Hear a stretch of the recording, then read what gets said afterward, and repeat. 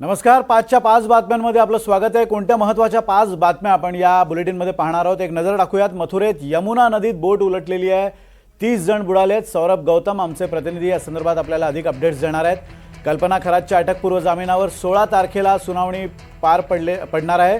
सुनील दवांगे यांच्याकडून आपण या संदर्भात अधिक अपडेट्स घेणार आहोत। तर अशोक खरात प्रकरणात प्रतिभा चाकणकरांना पोलिसांनी नोटीस बजावलेली आहे। काय अपडेट्स आहेत या संदर्भातले आपण यशपाल सोनकांबळे यांच्याकडून जाणून घेणार आहोत। तर नाशिकमधून मोठी बातमी, कॉर्पोरेट जिहाद प्रकरणी आरोपींना कोठडी सुनावण्यात आलेली आहे। त्याबाबतचे डिटेल्स आपण राहुल वाघ यांच्याकडून घेणार आहोत। तर खेडमध्ये आईनंच चिमुकल्याची हत्या केली आहे, नेमका प्रकार काय, सूरज कसबे आपल्याला सांगणार आहेत। आणि सुरुवात करूयात मथुरेच्या बातमीनं। मथुरेत मोठी दुर्घटना घडली आहे। यमुना नदीत बोट उलटून 30 पेक्षा अधिक भाविक बुडालेत। यात 6 जणांचा मृत्यू झाला असून आकडा आणखी वाढण्याची शक्यता आहे। काही बेपत्ता लोक पंजाबचे असल्याचंही समजतंय। मथुरेत बोट उलटून 30 पेक्षा अधिक भाविक बुडालेले आहेत। यात 6 जणांचा मृत्यू झालेला आहे। अजूनही आकडा वाढण्याची शक्यता आहे। अनेकांचा शोध सुरू आहे। अनेक जण पंजाबचे रहिवासी असल्याचं समजतंय। आणि याच संदर्भात बोलण्यासाठी आपले प्रतिनिधि सौरभ गौतम आपल्या सोबत आहेत। सौरभ जी, क्या अपडेट्स है? ऐसे बताया जा रहा है कि 6 लोगों की अब तक मौत हो चुकी है और भी रेस्क्यू ऑपरेशन जारी है, और भी लोग शायद ये मौत का आंकड़ा बढ़ सकता है। जी बिल्कुल, अब तक 6 लोगों की इसमें मौत हो गई है। ये स्टीमर जो था वृंदावन में, जो पंजाब से आए हुए श्रद्धालुओं को घुमा रहा था यमुना जी में, तभी अचानक एक जो पॉन्टून का पुल होता है, लोहे का पुल होता है, उससे टकरा जाता है। टकराने के बाद अनियंत्रित होकर वह पूरा वहां यमुना जी में पलट जाता है। इसमें लगभग 30 से अधिक लोग इसमें सवार थे। 30 से लोग अधिक सवार होने के बाद जैसे ही यहाँ पर पुलिस को सूचना मिली, जो कि आसपास के जो लोग गोताखोर थे उनको सूचना हुई, उसके बाद यहाँ मौके पर पहुंचे। उन्होंने 14 लोगों को सकुशल बचा लिया है और इसमें 6 लोगों की मौके पर ही मौत हो गई है डूबने से। और यहाँ पर आपको दिखाऊं कि आला अधिकारी मौके पर है। ये स्थिति आप यहाँ की देख सकते हैं। ये स्थिति है, ये जो पुल देख रहे हैं, ये इसी पुल से यहाँ पर टकराया था। ये यहाँ पर लोगों का हुजूम यहाँ पर लगा हुआ है। पुलिस यहाँ पर मौके पर है और ये खोजने में लगी है कि अब तक कितने लोग इसमें थे, लेकिन अभी तक इस बात की पुष्टि नहीं हो पाई कि कितने लोग इसमें थे। अभी ये अनुमान ही लगाया जा रहा है कि 30 से अधिक लोग इसमें सवार थे। और ये भी देखा जा रहा है कि क्या पंजाब से ही थे, क्या और अन्य जगह से भी यहाँ पर आए हुए हैं, लेकिन अभी तक पंजाब की पुष्टि हो पाई है कि पंजाब के लोग थे यहाँ पर। और यहाँ पर जांच की जा रही है और डीएम का कहना है कि यहाँ पर एनडीआरएफ की टीम यहाँ पर बुलाई जा रही है और जो भी सेना के यहाँ पे है अधिकारी हैं, सेना की फोर्स यहाँ बुलाई जा रही है, क्योंकि एक बड़ी घटना है। 6 लोगों का जो अचानक डूबना एक बड़ी घटना को संकेत देता है। और श्रद्धालु जो दूर से आते हैं वो एक सुरक्षा की यहाँ पर एक बात सोचते हैं कि अगर इस तरीके से यहाँ पर घूमने आए तो एकदम टकराने के बाद इस तरीके से घटना हो जाती है, तो कोई भी यहाँ प्रशासन जो भी मौके पर मौजूद है वो ये कोताही नहीं बरतना चाह रहा है कि हर यहाँ पर एजेंसियों को बुलाया जा रहा है और हर पहलुओं पर यहाँ पर जांच की जा रही है। और सबसे पहले ये बात सामने आ रही है कि रेस्क्यू ऑपरेशन तेज कर दिया गया है। जितने भी लोग हैं उनको खोजा जा रहा है कि ये कहाँ से हैं, और ये भी और जानकारी की जा रही है कि क्या पंजाब से हैं या फिर अन्य क्षेत्रों से भी यहाँ पर आए हुए हैं। जी, शुक्रिया जानकारी के लिए। अजूनही तिथे रेस्क्यू ऑपरेशन सुरू आहे, अनेकांचा शोध जारी आहे। 30 जणांपेक्षा जास्त आकडा सुद्धा असू शकतो। किती लोक या बोटीवर स्वार होते याबाबत अजूनही अधिकृत माहिती मिळू शकली नाही। मात्र 6 जणांचे मृतदेह सापडलेले आहेत। अजूनही मृतांचा आकडा वाढण्याची शक्यता आहे। पुढची बातमी अशोक खरात संदर्भातली। भोंदूबाबा अशोक खरातची पत्नी कल्पना खरातच्या अटकपूर्व जामिनावर पुढील सुनावणी 16 एप्रिलला होणार आहे। अटकपूर्व जामिनासाठी कल्पना खरातनं जामीन अर्ज केला होता। शिर्डीतील आर्थिक फसवणूक आणि बेकायदेशीर सावकारकीच्या गुन्ह्यात अशोक खरातसह त्याची पत्नी कल्पना खरात ही सुद्धा मुख्य आरोपी आहे। सध्या अशोक खरात नाशिक पोलिसांच्या कोठडीत असताना त्याची पत्नी कल्पना खरात मात्र गेल्या अनेक दिवसांपासून फरार आहे।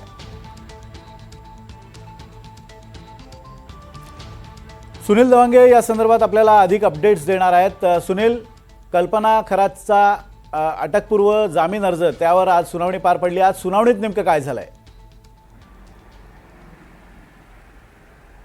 नक्कीच विनोद, जे आपण जर बघितलं असेल की सर्वात प्रथम आपण एनडीटीव्हीच्या माध्यमातून शिर्डीतील हा जो संशयास्पद 4 एकर भूखंडाचा जो विषय होता तो आपण चव्हाट्यावर आणला होता आणि त्या माध्यमातून फिर्यादीचे जे नातेवाईक होते त्यांना देखील आपण आपल्या NDTVच्या मराठीच्या माध्यमातून हे सर्व प्रकरण जे आहे ते बाहेर काढण्यास मदत केली होती. त्यानंतर 31 मार्च रोजी या संदर्भातला शिर्डी पोलिसांमध्ये गुन्हा दाखल झाला होता. त्यानंतर जे आहे ते अशोक खरात, त्याची पत्नी कल्पना खरात आणि इतर 3 लोक, असे 5 लोकांवरती हा गुन्हा दाखल होता. अशोक खरात हा नाशिकमध्ये अटकेत आहे. त्यातील 2 लोक जे न्यायालयीन कोठडीमध्ये सध्या आहेत आणि कल्पना खरात जे आहेत त्या अद्याप फरार असल्याचं पोलिसांकडून सांगण्यात येतं. 4 एप्रिल रोजी त्यांचा अटकपूर्व जामिनासाठी राहता सत्र न्यायालयामध्ये अर्ज दाखल करण्यात आलेला होता आणि त्या अनुषंगाने आज त्याची सुनावणी या ठिकाणी होती.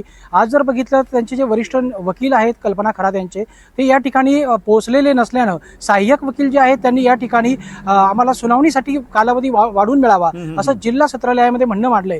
त्याचबरोबर सरकारी वकील जे आहेत त्यांनी या ठिकाणी बाजू मांडताना, पोलीस आणि सरकारी वकिलांनी न्यायालयामध्ये बाजू मांडताना त्यांनी म्हटलंय की कल्पना खरात यांचा अटकपूर्व जामीन जो आहे, अर्ज जो आहे तो मंजूर करू नये. कारण की यामध्ये जर बघितलं तर सुरुवातीला हे बरोबर जरी हे प्रकरण फक्त भूखंड 4 एकरचा भूखंडाचा वाटत असलं तरी यातून जे धक्कादायक कारनामे जे आहेत किंवा धक्कादायक खुलासे समोर येत आहेत, जसं की आपण बघितलं असेल की 132 संशयात बनावट जे खाती होती पतसंस्थेमधली ती बाहेर आली. त्याचा नॉमिनी एकटा अशोक खरात होता. त्यानंतर आपण जर बघितलं तर आयकर विभागाचे छापेमारीचा विषय असेल, बनावट छापेमारी, असे एक धक्कादायक खुलासे जे आहेत ते यातून बाहेर येत आहेत. त्यामुळे हे सगळं प्रकरण जे आहे ते सगळं फिरून ज्या जमीन घोटाळ्याच्या प्रकरणाशी जोडलं जात आहे. त्यामुळे यातील 2 आरोपी जे आहेत ते अद्यापही न्यायालयीन कोठडीमध्ये आहे. तेव्हा कल्पना खरात यांना या ठिकाणी जामीन मिळू नये अशी युक्तिवाद जो आहे तो पोलिसांनी, सरकारी वकिलांनी या ठिकाणी केला. मात्र त्यांचे वरिष्ठ वकील या ठिकाणी हजर नसल्यानं त्यामुळे सहाय्यक वकिलांनी या ठिकाणी जिल्हा सत्र न्यायालयामध्ये अर्ज दिला होता की आम्हाला कालावधी वाढवून मिळावा. आमचे वकील या ठिकाणी हजर नाही. त्यांच्या अर्जाचा या ठिकाणी मान्य करत आता सध्या न्यायालयाने 16 तारीख दिलेली आहे. 16 एप्रिल रोजी या ठिकाणी सुनावणी होणं अपेक्षित आहे. 16 एप्रिलला सुनावणी झाल्यानंतर आता यातून काय बाहेर येतं हे पाहता येईल. कारण की आजच यावर निर्णय होणं अपेक्षित होतं की कल्पना खरातला जेल की बेल अशा विषयाच्या चर्चा ज्या आहेत सध्या सुरू झालेल्या आहे आणि शिर्डी पोलिसांना अधिक तपासासाठी कल्पना खरातची अटक होणं फार गरजेचं असल्याचं सांगितलं जातं. पोलिसही त्या अनुषंगाने कल्पना खरातच्या तपासासाठी 3 पथकं तैनात केलेली आहेत शोधण्यासाठी. मात्र अद्यापपर्यंत कल्पना खरात फरार आहे. तर दुसरीकडे या ठिकाणी अटकपूर्व जामीन देखील त्यांनी दाखल केलेला आहे. या सगळ्या अनुषंगाने आता पोलिसांनी पुन्हा एकदा आपल्या तपासाला वेग वाढवलेला आहे. अगदी पोलिसांनी तपासाला वेग वाढवलेला आहे. मात्र आता अटकपूर्व जामिनावरची सुनावणी पुढे ढकलली गेली आहे. 16 एप्रिलला ही सुनावणी पार पडणार आहे. कल्पना खरातचा ताबा आपल्याला मिळावा असं पोलिसांनी म्हटलेलं आहे. कारण हा तपास पुढे जाण्यासाठी कल्पना खरात ताब्यात घेऊन चौकशी करणं गरजेचं असल्याचं पोलिसांचं म्हणणं आहे. त्यामुळे या अटकपूर्व जामीन अर्जावर नेमका काय निर्णय होतो हे पाहणं महत्त्वाचं असेल. दरम्यान रुपाली चाकणकरांच्या बहीण प्रतिभा चाकणकरांच्या पुण्याच्या पत्त्यावर शिर्डी पोलिसांची नोटीस रवाना करण्यात आली आहे. अशोक खरातचं समता पतसंस्थेतील कनेक्शनचं गूढ आता वाढत चाललेलं आहे. समता पतसंस्थेत प्रतिभा चाकणकर आणि त्यांच्या मुलाचे 4 बँक अकाउंट्स असून त्यांच्या खात्यातून तब्बल 2,40,00,000 व्यवहार झाला आहे. त्यामुळे आता या रकमेचा तसंच खात्यासंबंधित त्यांची चौकशी शिर्डी पोलीस करणार असल्याची माहिती समोर आली आहे. सध्या शिर्डी पोलिसात अशोक खरातनं समता पतसंस्थेत उघडलेल्या 100 खात्यांची चौकशी सुरू झाली आहे. यातील 57 खातेदारांपैकी 33 जणांची चौकशी पूर्ण झाली असून आता प्रतिभा चाकणकरांच्या पुण्याच्या पत्त्यावर नोटीस रवाना करण्यात आली आहे. यशपाल या संदर्भात आपल्याला अधिक माहिती देतात. यशपाल, नोटीस रवाना झालेली आहे, नोटीस मिळाली आहे का? प्रतिभा चाकणकर किंवा त्यांच्याशी संबंधित काही लोकांशी बोलणं झालं आहे का? त्यांना ही नोटीस मिळाल्याचं त्याबाबतचे काय अपडेट्स आहेत?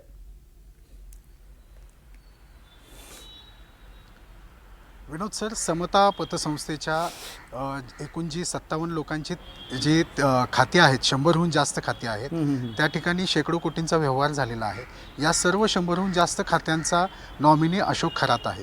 तर यामध्ये प्रतिभा चाकणकर, ज्या रुपाली चाकणकरांच्या मोठ्या भगिनी आहेत, आणि त्यांच्या मुलाचे एकूण 4 खाते आहेत आणि या खात्यांमधून 2,40,00,000 व्यवहार झालेला आहे. या खात्यांचा देखील नॉमिनी अशोक खरात आहे. आता शिर्डी पोलिसांनी याचा जो तपास सुरू केलेला आहे आर्थिक गैरव्यवहाराचा, याची नोटीस आज टपालाने निघालेली आहे. ती साधारण उद्यापर्यंत त्यांच्यापर्यंत पोहोचेल. परंतु त्यांचं जे रखुमाई निवास जे आहे वडगाव दाहेरीतील, त्या ठिकाणी ही नोटीस जरी आली तरी त्या ठिकाणी टाळा लागलेला आहे. अज्ञातस्थळी चाकणकर कुटुंबीय आत्ता वास्तव्यास आहे. त्यामुळे जरी ही नोटीस मिळाली तरी हे समक्ष प्रतिभा चाकणकर आणि त्यांचा मुलगा पुढच्या 7 दिवसांमध्ये या शिर्डी पोलिसांसमोर हजर राहतात का, हे पाहणं खरं तर महत्त्वाचं असणार आहे. एकूणच जर CDRचा जर विषय आपण या कनेक्टेड जर पाहिला तर खरा त्यांना जवळपास 177 कॉल रुपाली चाकणकरांचे होते, तर 236 कॉल हे प्रतिभा चाकणकरांचे होते, असं अंजली दामानिया यांनी त्या CDRच्या रिपोर्टमध्ये दिलं होतं. एकूणच हे संपर्कात होते असं यावरून सिद्ध होत आहे. आता शिर्डी पोलिसांनी जो आर्थिक व्यवहार जो आहे समता पतसंस्थेच्या खातेदारांचा, त्यातले 33 खातेदार समक्ष हजर राहून त्यांनी त्यांचा जबाब नोंदवला आहे. आता प्रतिभा चाकणकर आणि त्यांचा मुलगा हे जबाब नोंदवण्यासाठी त्या ठिकाणी जातात का, हे पाहणं महत्त्वाचं असणार आहे. एकूणच आर्थिक व्यवहारांचा जी व्याप्ती आहे ती काही 100 कोटींमध्ये आहे. यातील एका खातेदारांशी आपण NDTVने यापूर्वीच संपर्क साधला होता. त्यावेळेस असं लक्षात आलं होतं की अशोक खरातांच्या संपर्कात असलेले आजी माजी मंत्री, आमदार, खासदार किंवा प्रशासकीय अधिकारी आहेत, त्यांचे कुटुंबियांचे जे काळे पैसे होते ते पांढरे करण्यासाठी या पतसंस्थेचा वापर खरात करत होता, असं त्या तपासातून समोर आलेलं आहे. आता EDची सुद्धा या प्रकरणामध्ये एंट्री झालेली आहे, परंतु शिर्डी पोलिसांकडून आता या समता पतसंस्थेच्या आर्थिक गैरव्यवहाराचा पूर्ण तपास करून सगळे पुरावे हे EDकडे सोपवले जाण्याची शक्यता आहे. एकूणच आता उद्या यावर आपलं लक्ष असेलच की चाकणकरांचं जे रकुमाई निवास आहे त्या ठिकाणी ही नोटीस चिटकवली जाते की त्यांना कुणाला बाय हँड दिली जाते, यावर लक्ष असेल. विनोद सर. अगदी धन्यवाद यशपाल दिलेल्या अपडेट्सबद्दल. उद्या या प्रकरणात काय अपडेट्स होतात ते पाहणं महत्त्वाचं असेल आणि अनेक गोष्टींचा त्यामुळे तपास लागू शकणार आहे. पुढची बातमी सुद्धा नाशिकमधून आहे, मात्र वेगळी बातमी आहे. नाशिकमधील नामांकित कंपनीतील धर्मांतर कॉर्पोरेट जिहाद प्रकरणी 5 आरोपींना न्यायालयीन कोठडी सुनावण्यात आली आहे, तर कंपनीच्या HR ला 13 एप्रिलपर्यंत पोलीस कोठडी सुनावण्यात आली आहे. तौसिफ अत्तार, रजा मेनन, शाहरुख कुरेशी तसंच शफी शेख आणि आसिफ अन्सारी या आरोपींना न्यायालयीन कोठडी देण्यात आली आहे. कंपनीचे ऑपरेशन मॅनेजर अश्विनी चेनानीला 13 एप्रिलपर्यंत पोलीस कोठडी देण्यात आली आहे. चेनानीला पुण्यातून ताब्यात घेतल्यानंतर आज सकाळी अटक करण्यात आली होती, त्यानंतर तिला न्यायालयात हजर करण्यात आलं. आता एकूण 9 गुन्ह्यांचा SITकडून या प्रकरणात तपास सुरू आहे. राहुल वाघ आपले प्रतिनिधी, या संदर्भात आपण त्यांच्याशी अधिक बोलूयात. राहुल, आता यांना न्यायालयीन कोठडी सुनावलेली आहे, मात्र चेनानी जी HR मॅनेजर आहे तिला मात्र अटक करण्यात आलेली आहे आणि तिची कोठडीसुद्धा देण्यात आलेली आहे. या प्रकरणात आणखी म्हणजे एकूण 9 गुन्हे आहेत. 9 गुन्ह्यांचा तपशील जर पाहिला तर धर्मांतराचं रॅकेट असेल किंवा लैंगिक छळवणूक असेल, या व्यतिरिक्त काही गुन्ह्यांची नोंद आहे का?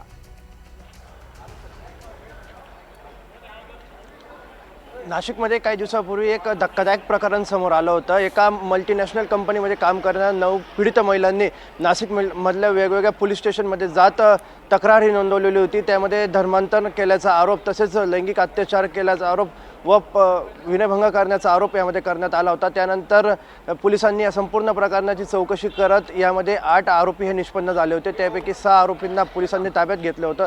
त्यापैकी आज 5 आरोपींना आणि काल अटक केलेल्या HR ला हिला देखील आज न्यायालयामध्ये हजर करण्यात आलं होतं. तर 5 आरोपींना आज नाशिक सत्र न्यायालयाने न्यायालयीन कोठडी ही सुनावलेली आहे. तर एक आरोपीला जी HR आहे तिला काल पुणे इथून अटक करण्यात आलं होतं. तिला आता 3 दिवसांची पोलीस कोठडी ही सुनावण्यात आलेली आहे.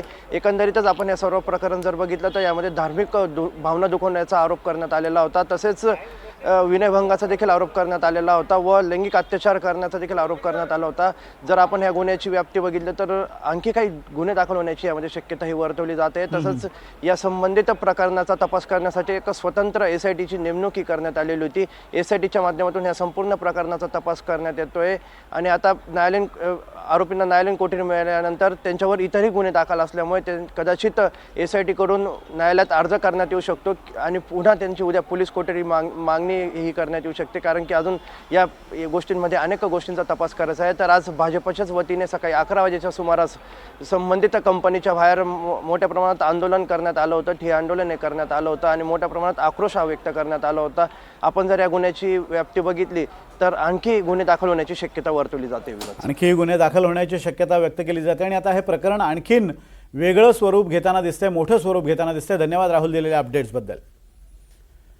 पुढची बातमी पुण्यातून आहे. पुण्यातून एक धक्कादायक घटना समोर येते, ती म्हणजे प्रेमसंबंधात अडसर ठरणाऱ्या 6 वर्षाच्या चिमुरड्याची आईनं हत्या केली आहे. प्रेमात अडथळा ठरू शकतो म्हणून पोटच्या 6 वर्षाच्या मुलाचा आईनं जीव घेतलाय. प्रियकराच्या मदतीनं मृत्यू आणि हृदयविकाराच्या धक्क्यानं झाल्याचा हा बनाव रचण्यात आला होता. तर पुरावे मिटवण्यासाठी आई मृतदेह माहेरी घेऊन गेली. दरम्यान मुलाच्या आजोबांना काहीसा संशय आला आणि त्यानंतर आजोबांनी परळी पोलिसांकडे तक्रार केली. मग शवविच्छेदन अहवालात आईचं बिंग फुटलं. सूरज कसबे आपल्याला या संदर्भात अधिक अपडेट्स देत आहेत. सूरज, अतिशय दुर्दैवी, अतिशय धक्कादायक आणि तितकीच हळहळ व्यक्त करायला लावणारी ही घटना आहे. या प्रकरणात पोलिसांकडून अजून काय माहिती मिळू शकली आहे? सूरज सर, आपण पाहिलं तर अतिशय धक्कादायक घटना पुणे जिल्ह्यातील खेड तालुक्यातील कुरोळी गावात घडल्याचं पाहायला मिळतंय. 4 एप्रिल रोजी रात्री 11:30च्या सुमारास हा संपूर्ण प्रकार घडलाय. आवेश शेख हा 6 वर्षीय चिमुरडा, त्याची त्याच्या जन्मदात्या आईनेच आणि तिच्या प्रियकरांनी मिळून हत्या केली असल्याची धक्कादायक घटना उघडकीस आली. एवढ्यावरच न थांबता आवेशचा मृत्यू हा हृदयविकाराच्या झटक्याने झाला असा बनावटीने रचना आणि ती आणि तिचा प्रियकर आवेशचा मृत्यूदेह 4 चाकी वाहनातून तिच्या माहेरी घेऊन गेली आणि संपूर्ण प्रकार आवेशचा मृत्यू हृदयविकाराच्या झटक्याने कसा झाला हे तिने कुटुंबियांना पटवून दिलं. मात्र ज्या वेळेस आवेशचे जे आजोबा आहेत, जे की बहरीन शेख ही आवेशची आई, तिचे जो नवरा आहे मेहबूब शेख याचे वडील, यांना ही बाब ज्यावेळेस लक्षात आली, कारण आपण पाहिलं तर ज्यावेळेस ह्या जन्मदात्या आई बहरीनने याचा मृत्यू कसा केला तर तिचा जो बेडरूम आहे त्या बेडरूम मध्ये एक बादली होती. त्या बादलीमध्ये आवेचं तोंड तिने आतमध्ये दाबलं, त्याच्यामध्ये पाणी होतं. पाणी असल्यामुळे त्याला श्वास घेणं कठीण झालं. त्याला ज्यावेळेस तिने बाहेर काढलं आणि त्याचे जे तोंड आहे ते जोरात तिने भिंतीवरती आपडला आणि याच घटनेमध्ये त्याचा दुर्दैवी असा अंत झाला. एवढ्यावरच तिनं थांबता त्याचा जो मृत्यू हा नैसर्गिक पद्धतीने झाला असल्याचं तिने बनाव रचला. यासाठीच ती त्याचा मृत्यूदेह हृदयविकाराच्या झटक्याने झाला हे तिने बनाव राखला आणि त्याचा मृत्यूदेह घेऊन ती थेट गावाला गेली. ज्यावेळेस आवेशचा मृत्यूदेह त्याच्या आजोबांनी पाहिला त्यावेळेस त्यांच्या लक्षात आले की आवेशच्या जो डोका आणि पाठीला दुखापत झालेली हे सर्व गोष्ट त्यांच्या लक्षात आली. त्यावेळेस त्यांनी थेट परळी पोलीस स्टेशन गाठलं आणि हा संपूर्ण प्रकार त्यांनी पोलिसांना सांगितला. पोलिसांनी तातडीने या घटनेची गंभीर दखल घेत आवेशचा जो मृत्यूदेह त्याचं शवविच्छेदन करण्याचं ठरवलं. शवविच्छेदन अहवाल ज्यावेळेस समोर आला त्यावेळेस हे संपूर्ण धक्कादायक माहिती समोर आली आणि पोलिसांना बहरीन शेख जे आवेशची आई आहे तिने कबुलीच दिली की मीच आवेशचा मृत्यू घडवून आणण्यास कारणीभूत ठरले. तो माझा आणि माझा जो प्रियकर आहे राम कुजेवाडा असं त्याचं नाव आहे, ज्याच्यासोबत माझे 1 वर्षापासून प्रेम संबंध होते आणि मी 1 वर्षापासून कुरुळी या गावात त्याच्यासोबत राहत होते. आमच्या दोघांच्या प्रेमामध्ये हा 6 वर्षाचा चिमुरडा अडथळ चढत होता. म्हणूनच मी आणि माझा जो प्रियकर आहे राम कुजेवाडा या दोघांनी मिळून त्याचा जीव घेतला. ही संपूर्ण कबुलीच या आईनं दिली. त्यानंतर सर्वांच्याच आश्चर्याचा धक्का बसला या संपूर्ण एकूणच म्हणजे या सगळ्या प्रकारामुळे आता तिथे हळहळ व्यक्त केली प्रकारात. जाते आणि एका 6 वर्षाच्या चिमुरड्याचा मृत्यू आपल्या प्रेमसंबंधांसाठी त्यांनी खून केल्याचं या सगळ्या घटनेतून उघड झालेलं आहे. धन्यवाद सूरज, दिलेल्या अपडेट्सबद्दल आणि इतरांचेही धन्यवाद.